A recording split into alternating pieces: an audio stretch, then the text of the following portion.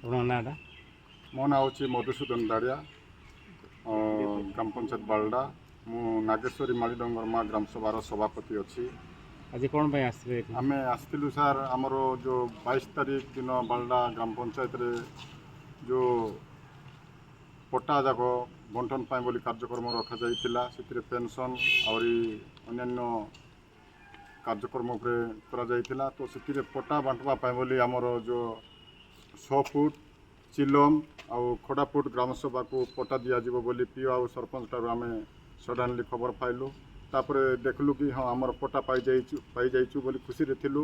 ତାପରେ ଆମେ ଆସି ଦେଖିଲା ବେଳକୁ ଆମର ପଟ୍ଟା ତ ଯେତିକି ଆମେ 100 ଫୁଟ ଗ୍ରାମସଭା ବା ଯେତିକି ଗ୍ରାମସଭା ଯାକ ଏଫଆରଏସ୍ କମିଟି ଦାବି କରିଥିଲା ସେତିକିରୁ ଆମକୁ କମାଇ କରି ଦେଇଛନ୍ତି। ଯେଉଁଟା 100 ଫୁଟରେ ଦାବି କରାଯାଇଥିଲା 565 ଏକର, ସେଥି ଭିତରୁ 300 ଏକର ଆମକୁ ପଟ୍ଟା ଦେଇଛନ୍ତି। ତ ସେଟା ବି କୌଣସି ପ୍ରକାର ଆମକୁ ଅଜାଣତରେ ଆମେ ଯେତିକି ଦାବି କରିଥିଲା ତାର ଭେରିଫିକେସନ୍ ବି କିଛି କରିନାହାନ୍ତି କି ଗ୍ରାମସଭାକୁ ଆମେ କୌଣସି ପ୍ରକାର ଜଣାଇ ନାହାନ୍ତି। ତ ଆମେ ପଟ୍ଟା ଟୋଟାଲ୍ ଦେଖିକିନା ଆମେ ଗ୍ରହଣ ବି କଲୁ ନାହିଁ। ଦେଖିକିନା ଆମର ଯେତିକି ଆବଶ୍ୟକତା ଅଛି ଆମ ପାରମ୍ପରିକ ସୀମା ସେ ଭିତରେ ଯେତିକି ଦରକାର ଅଛି ସେତିକି ଆକା ଦେଲେ ଆମେ ଗ୍ରହଣ କରୁ ବୋଲି ମନା କରିଦେଲୁ ସିଧା। କାହା ତରଫରୁ ଦିଆହେଇଥିଲା? ସେଟା ଦିଆହେଉଥିଲା ସରପଞ୍ଚ ଆଉ ପିଓ ବାଣ୍ଟିବା ପାଇଁ ବୋଲି ବ୍ୟବସ୍ଥା କରିଥିଲେ। ମାନେ କିଏ ଫରେଷ୍ଟ ଡିପାର୍ଟମେଣ୍ଟ ନା କିଏ ଦେଇଥିଲେ? ଯେ ଫରେଷ୍ଟ ଡିପାର୍ଟମେଣ୍ଟ ନାହିଁ ସାର୍, ଏଠି କୋରାପୁଟରୁ ସେ ମାନେ STLରୁ ପଠାଇଛନ୍ତି ସେଟା ପଟ୍ଟା ବୋଲିକିନା ଦେଉଥିଲେ ତହସିଲଦାର।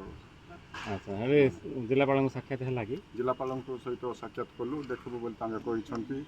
ଆଉ ଆମେ କୌଣସି ପ୍ରକାର ବି ମଝିରେ ବି ଆସି ଆମକୁ ପଚାରିଲେ କେଉଁ ପ୍ରକାର ଆମର ପଟ୍ଟା କେବେ ଦିଆହେବ ଆଉ ତାର କେମିତି ପ୍ରୋସେସ୍ ଚାଲିଛି ତାକୁ କହିଲା ପରେ ମଧ୍ୟ ସେମାନେ ଆମକୁ ଜମାରୁ କୌଣସି ପ୍ରକାର ସହଯୋଗ ବି କରିନାହାନ୍ତି।